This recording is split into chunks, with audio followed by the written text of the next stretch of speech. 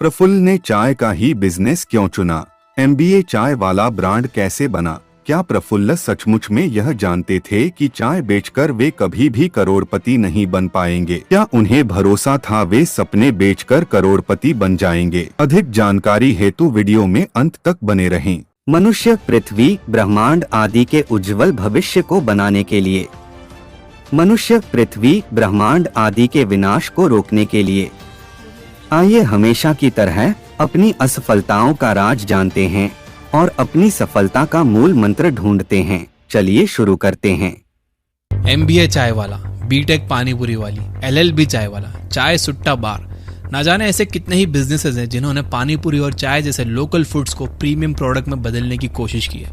इतना प्रीमियम कि पानीपुरी और चाय बेचने के लिए आपको 5 से लेकर 30 लाख रुपए तक इन्वेस्ट करने पड़ सकते हैं। इन सभी बिजनेस मॉडल्स के इंस्पिरेशन या यूं कहें कि जन्मदाता है एमबीए चाय वाला। कई लोग तो आज भी ये सोचते हैं कि एमबीए चाय वाला यानी एक एमबीए किया हुआ लड़का जिसने नौकरी ना करते हुए चाय की टपरी खोली, पर असल में एमबीए चाय वाला का मतलब है मिस्टर बिल्लोरे अहमदाबाद चाय वाला यानी प्रफुल्ल बिल्लोरे। एक समय पर हर मिडिल क्लास अनएम्प्लॉयड यंगस्टर के रोल मॉडल और इंस्पिरेशन प्रफुल्ल बिल्लोरे को लोग आज सोशल मीडिया पर क्यों गालियां दे रहे हैं? क्यों एमबीए चाय वाला के फ्रेंचाइजी ओनर्स आज अपने आउटलेट्स पर ताला लगाने पर मजबूर हैं? क्यों प्रफुल्ल के नाम पर अलग अलग शहरों में 28 से ज्यादा कंप्लेंट्स फाइल हो चुकी हैं? आइए आज के इस वीडियो में हम ऐसे ही कुछ सवालों के जवाब ढूंढते हैं। यूं तो एमबीए चाय वाले का टॉपिक आजकल काफी ट्रेंड कर रहा है और हर कोई प्रफुल्ल को फ्रॉड साबित करने में लगा है। ऐसे में यह वीडियो बाकियों से अलग इसलिए है क्योंकि हम यहाँ प्रफुल्ल के ऊपर पर्सनल अटैक करने या उनके मीम्स पर हंसने की जगह एक सीरियस केस स्टडी करने वाले, जिसमें हम एमबीए चाय वाला और ऐसे ही ट्रेंडिंग बिजनेस मॉडल्स को स्टडी करेंगे और इनके सस्टेनेबिलिटी इश्यूज के बारे में बात करेंगे। लास्ट में मैं आपको बताऊंगा कि क्या सच में एमबीए चाय वाला फ्रॉड है और क्या सच में प्रफुल्ल लीगल फॉर्मेलिटीज में फंसने वाले हैं या नहीं। हमारी स्टोरी के हीरो यानी प्रफुल्ल बिल्लोरे मध्य प्रदेश के धार जिले में रहने वाले एक आम मिडिल क्लास घर से बिलोंग करते हैं और हर मिडिल क्लास पेरेंट्स की तरह उनके भी पेरेंट्स यही चाहते थे कि वो पढ़ लिख कर कोई अच्छी सी नौकरी करें। उनका यही सपना पूरा करने के लिए ग्रेजुएशन के बाद उन्होंने आईआईएम से एमबीए करने का सोचा, लेकिन 2-3 बार तैयारी करने के बाद भी प्रफुल्ल को आईआईएम नहीं मिला तो अपने पेरेंट्स के प्रेशर में आकर प्रफुल्ल ने एक प्राइवेट मैनेजमेंट कॉलेज में एडमिशन ले लिया। लेकिन प्रफुल्ल का सपना हमेशा से ही खुद का बिजनेस करने का था, इसलिए जेफ बेजोस का अपना इंस्पिरेशन मानने वाले प्रफुल्ल भी उनकी तरह मैकडॉनल्ड में पार्ट टाइम जॉब करने लगे। इस दौरान प्रफुल्ल ने कस्टमर हैंडलिंग सीखी, फिर कॉलेज की थ्योरी से बोर होकर ड्रॉप आउट हो गए और बिजनेस आइडिया सर्च करने लगे। पर वो चाय के ठेले पर आकर इसलिए अटके क्योंकि प्रफुल्ल का विजन था कि वो कम इन्वेस्टमेंट के साथ कुछ शुरू करें ताकि अगर काम नहीं भी चला तो नुकसान कम हो, और दूसरा ये कि वो कुछ ऐसा ट्राई करना चाहते थे जो पूरे देश को यूनाइट करता हो। ऐसे में चाय से बेहतर क्या है? चाय भले ही अलग अलग टेस्ट की मिले पर मिलती देश के हर कोने में, और इस तरह से प्रफुल्ल ने आईआईएम अहमदाबाद के सामने अपना चाय का ठेला खोला और अपने वेंचर को नाम दिया मिस्टर बिल्लोरे अहमदाबाद चाय वाला यानी एमबीए चाय वाला।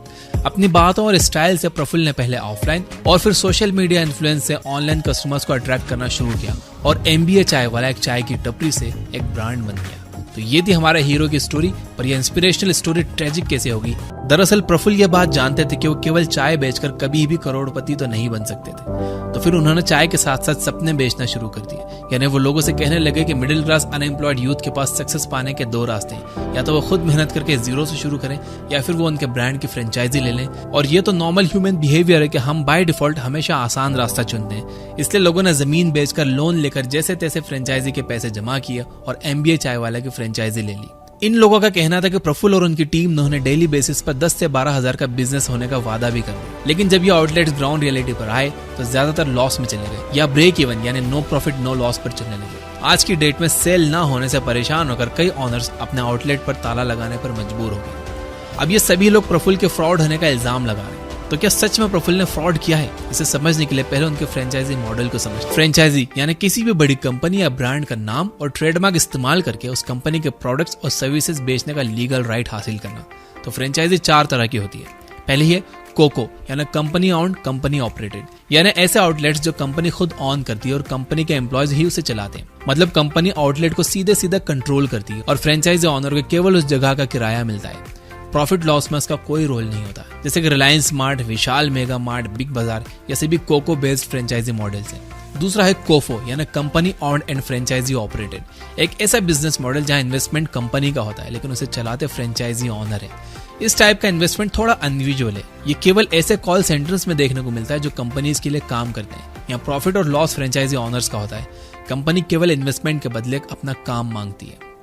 तीसरा है फोको यानी franchisee owned and company operated, जिसमें इन्वेस्टमेंट सारा फ्रेंचाइजी ओनर का लगता है और कंपनी खुद इसे ऑपरेट करती है। सभी एम्प्लॉयज भी कंपनी के होते हैं और बेसिक इन्वेस्टमेंट फ्रेंचाइजी ओनर का। प्रॉफिट और लॉस एग्रीमेंट के हिसाब से दोनों के बीच शेयर होता है। और आखिरी मॉडल होता है फोफो यानी फ्रेंचाइजी ऑन फ्रेंचाइजी ऑपरेटेड, जहां इन्वेस्टमेंट भी फ्रेंचाइजी ओनर का होता है और ऑपरेट भी वही करते हैं। कंपनी केवल उसे अपना नाम देने के पैसे लेती है और कुछ बेसिक ट्रेनिंग देती है। फ्रेंचाइजी के प्रॉफिट या लॉस में कंपनी का कोई शेयर नहीं होता। एमबीए चाय वाले का फ्रेंचाइजी बिजनेस फोफो मॉडल पर ही काम करता है। प्रफुल्ल ने फ्रेंचाइजी के 3 टाइप्स रखे हैं। एक है 150 स्क्वायर फीट की जगह के लिए छोटा कियोस्क मॉडल, जिसकी फ्रेंचाइजी फीस 5 लाख रुपए है और इक्विपमेंट, इंटीरियर, इन सब का कॉस्ट मिलाकर लगभग 14 से 15 लाख का खर्च आता है। वहीं दूसरा है 400 से 600 स्क्वायर फीट का डाइन इन मॉडल, जिसमें 6.5 लाख रुपए फ्रेंचाइजी कॉस्ट मिलाकर लगभग 22 से 25 लाख का टोटल कॉस्ट आता है। और आखिरी है लॉन्ज मॉडल, जो कि 800 से 1000 स्क्वायर फीट की जगह में आता है, जिसका खर्च लगभग 30 से 40 लाख रुपए आता है। अब इस तरह के इन्वेस्टमेंट के बाद प्रॉफिट कमाने के लिए आपको कम से कम महीने में 3-4 लाख रुपए यानी दिन के 10 से 15 हजार तो कमाने ही पड़ेंगे, जो अपने आप में एक बड़ा अमाउंट है। अब इन फ्रेंचाइजी ओनर्स का कहना है कि प्रफुल्ल ने 10,000 रुपए की सेल्स के सपने दिखाकर उन्हें फ्रेंचाइजी बेची है, लेकिन ये सपने ग्राउंड लेवल पर पूरे क्यों नहीं हो रहे? इसके 6 मेन रीजन है। पहला रीजन है चाय तो बस चाय है। दोस्तों, अगर एमबीए चाय वाला ना होकर कॉफी वाला या फिर पिज्जा वाला होता तो शायद आज कहानी कुछ और होती। क्यों? क्योंकि हमारे लिए चाय तो बस चाय है। सोचिए, आपको अपनी गर्लफ्रेंड को डेट पर ले जाना है या किसी बड़े क्लाइंट के साथ मीटिंग है, तो क्या आप उसे चाय या पानीपुरी जैसी चीजें सर्व करोगे या कॉफी और पिज्जा? टाइम्स ऑफ इंडिया के एक रिपोर्ट के मुताबिक चाय एज अ सब प्रीमियम या प्रीमियम बिजनेस के लिए सक्सेसफुल नहीं है, क्योंकि चाय को लेकर हमारी साइकोलॉजी काफी अलग है। चाय लोग केवल एक हैबिट की तरह पीते हैं, जबकि कॉफी और पिज्जा जैसी चीजें लोग टेस्ट के साथ साथ एक्सपीरियंस के लिए भी खाते पीते हैं। इसलिए चाय पर 50 रुपए खर्च करना शायद उन्हें खल सकता है, लेकिन कॉफी वो 200 रुपए की भी पी सकते हैं। दूसरा रीजन है wrong consumer and product fit. कभी आपने गंजे को कंघी बेचने की कोशिश की है? कंघी अपने आप में तो बहुत काम की चीज है, पर अगर आप गंजे को बेचोगे तो वो कभी नहीं खरीदेगा। कुछ ऐसा ही एमबीए चाय वाले के साथ हुआ। देखिए, क्योंकि प्रफुल्ल एक मिडिल क्लास टाउनर बैकग्राउंड रखते हैं, इसलिए उनकी ज्यादातर फैन फॉलोइंग टियर 1 और टियर 2 सिटीज के यंगस्टर ही हैं, और उनका जो प्रोडक्ट है वो सब प्रीमियम रेंज में आता है और उन लोगों के बीच वो फिट नहीं बैठता। आपको सब प्रीमियम प्रोडक्ट बेचने के लिए एक ऐसा क्राउड चाहिए जो टेस्ट से ज्यादा एम्बियंस और ब्रांड नेम को अहमियत दे। उनके फैंस चाहे प्रफुल्ल की स्टोरी से कितना भी कनेक्ट करते हो, लेकिन वो कभी भी चाय पर इतने पैसे खर्च करना पसंद नहीं करेंगे। वो आपको चाय की टपरी पर ही चाय पीते हुए, प्रफुल्ल की इंस्पिरेशनल स्पीचेस सुनते हुए ही मिलेंगे। तीसरा रीजन है ब्रांड में किसी इंटेंजिबल प्रोडक्ट का ना होना। अगर अभी मैं आपको मैकडोनल्ड का नाम बोलूं तो आपको क्या याद आएगा? बर्गर और फ्राइज, है ना? लेकिन मैकडोनल्ड का ऑनर का नाम ढूंढने के लिए शायद आपको गूगल करना पड़े। यही बात नियरली सभी ब्रांड्स के साथ है, चाहे वो डोमिनोज हो, KFC हो या पिज्जा हट। लेकिन अगर मैं एमबीए चाय वाले का नाम लूं तो आपको चाय या उसकी शॉप का बनमस्का नहीं, बल्कि प्रफुल्ल बिल्लोरा का चेहरा याद आएगा। मैं इस बात से 100% एग्री करता हूं कि प्रफुल्ल ने कड़ी मेहनत से अपना बिजनेस खड़ा किया और अपना एक पर्सनल ब्रांड बनाया, लेकिन उनका ब्रांड इतना पर्सनल था कि उसकी फ्रेंचाइजी का चल पाना मुश्किल है। जब प्रफुल्ल ने अपना पहला चाय का स्टॉल खोला तो जब लोग उनके चाय के स्टॉल पर चाय पीने आते थे तो वो लोग चाय से ज्यादा प्रफुल्ल की बातें एंजॉय करते थे, उनके आइडियाज एंजॉय करते थे। लेकिन हर फ्रेंचाइजी ऑनर उस तरह की बातें या एनवायरनमेंट अपने आउटलेट में क्रिएट नहीं कर पाया, और चाय अपने आप में कोई ऐसा प्रोडक्ट नहीं है कि वो कस्टमर अट्रैक्ट कर पाए, ना ही उसमें कोई ऐसी खास बात है कि लोग टेस्ट के नाम पर ही खींचे चले आए। चौथा और सबसे इंपॉर्टेंट रीजन है कि ऑनर्स ने अपने लेवल पर कुछ एफर्ट्स नहीं डाले। दोस्तों, जब आप एक उंगली किसी की तरफ उठाते हो तो ये जरूर याद रखो कि बाकी की उंगलियां आपकी तरफ ही होती हैं। किसी को सोशल मीडिया पर गाली देना और धमकी देना तो आसान है, लेकिन आगे बढ़कर अपने फेलियर की रिस्पॉन्सिबिलिटी लेना बहुत मुश्किल है। जिन लोगों ने भी फ्रेंचाइजी ली, क्या प्रफुल्ल उनके घर जाकर फ्रेंचाइजी देकर आए या उनके साथ कोई जबरदस्ती हुई? नहीं, ये सभी लोग प्रफुल्ल की कहानी से इन्फ्लुएंस होकर खुद हाथों में पैसा लेकर फ्रेंचाइजी लेने आए थे।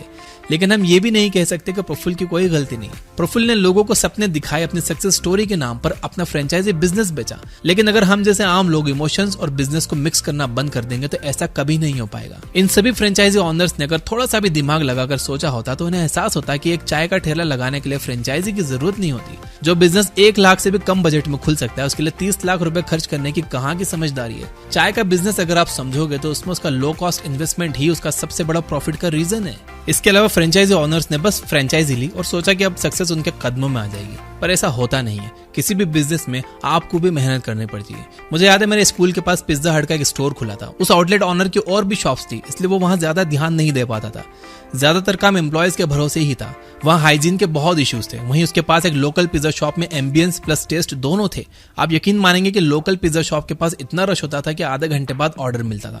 वहीं पिज्जा हट में गिनती के कस्टमर जाते थे। तो ब्रांड का नाम आपकी मेहनत कम नहीं कर सकता, वो बस आपको स्मूथ स्टार्ट दे सकता है। बाकी अपने कस्टमर्स को बढ़ा बढ़ाने के लिए आपको काम करना ही पड़ेगा। अगर प्रफुल्ल की बात करें तो वो खुद भी अपनी शॉप पर कभी आईपीएल का मैच दिखा देते थे, कभी वैलेंटाइंस डे पर सिंगल्स को फ्री चाय पिला देते थे, चाय के साथ करियर एडवाइस दे देते थे। ऐसे इनोवेटिव आइडियाज कस्टमर्स को अट्रैक्ट करने के लिए वो अपना चुके थे। उनकी इन्हीं कोशिशों से उनका बिजनेस बना था। कुछ फ्रेंचाइजी ओनर्स ने सब कुछ बस प्रफुल्ल के नाम के भरोसे ही छोड़ दिया। शायद यही वजह है कि कई जगह तो ये आउटलेट्स ठीक ठाक बिजनेस कर रहे हैं और कई जगह बिल्कुल फ्लॉप हो गए। पांचवा और आखिरी एक इंपॉर्टेंट रीजन ये है कि प्रफुल्ल ने फ्रेंचाइजी बांटने में बहुत जल्दी कर दी और बिना प्लानिंग के हर किसी के हाथ में अपना ब्रांड नेम दे दिया। जैसे मैकडॉनल्ड्स की फ्रेंचाइजी लेने के लिए आपको फूड एंड बेवरेजेस की फील्ड में कम से कम 1 साल का एक्सपीरियंस चाहिए। वहीं स्टारबक्स की फ्रेंचाइजी के लिए भी आपको उनके कई नॉर्म्स पूरे करने पड़ते हैं। कई बार तो कंपनी के लोग कस्टमर्स बनके चेक करने आ जाते हैं कि आउटलेट्स सभी एक्सपेक्टेशंस पर खरे उतर रहे हैं या नहीं। क्योंकि जब आप एक प्रीमियम प्रोडक्ट बेचते हो तो आप कस्टमर से पैसे प्रोडक्ट के एक्चुअल कॉस्ट के नहीं बल्कि वहां के एम्बियंस और एक्सपीरियंस के लेते हो और आपको वो चीज मेंटेन करनी होती है। वहीं प्रफुल्ल ने हर किसी को फ्रेंचाइजी भेज दी बिना देखे कि वो चल पाएगा कि नहीं और कोई फॉलोअप भी नहीं लिया। ऐसे में क्वालिटी का मेंटेन होना तो बहुत मुश्किल है और यही कारण था कि एमबीए चाय वाले का फ्रेंचाइजी मॉडल फ्लॉप हो गया। टेक अवेज। आज की केस स्टडी का सबसे बड़ा टेक अवे है कि सक्सेस का कोई शॉर्टकट नहीं होता। जिस तरह सोना आग में तपे बिना खरा नहीं होता, उसी तरह बिना मेहनत के कोई भी कामयाब नहीं होता। दूसरी बात कि सोशल मीडिया के इस दौर में आप वायरल लहर पर सवार होकर जितनी तेजी से ऊपर उठ सकते हो, आपकी एक गलती आपको उससे दुगनी तेजी से नीचे गिरा सकती है। तीसरा, बिजनेस फैक्ट्स और फिगर्स के बेसिस पर होता है, इमोशंस के नहीं। कहीं भी इन्वेस्ट करने से पहले एक बार रिसर्च जरूर कर लो। किसी की सुनी सुनाई बातों पर यकीन करके अपनी मेहनत की कमाई ना लगा दो। अब आखिरी बात आती है कि क्या प्रफुल्ल लीगल फॉर्मेलिटीज में फंस सकते हैं? इसका जवाब है नहीं, क्योंकि एमबीए चाय वाले के फ्रेंचाइजी एग्रीमेंट में साफ साफ लिखा है कि कंपनी आउटलेट के प्रॉफिट और लॉस की कोई जिम्मेदारी नहीं लेती। तो प्रफुल्ल ने तो सोच समझ कर डॉक्यूमेंट फ्रेम किया था, फ्रेंचाइजी ऑनर्स ने उसे ध्यान से नहीं पढ़ा। आपने देखा किस प्रकार से लोग चाय का बिजनेस करने के बाद करोड़ों के नुकसान में चले गए हैं।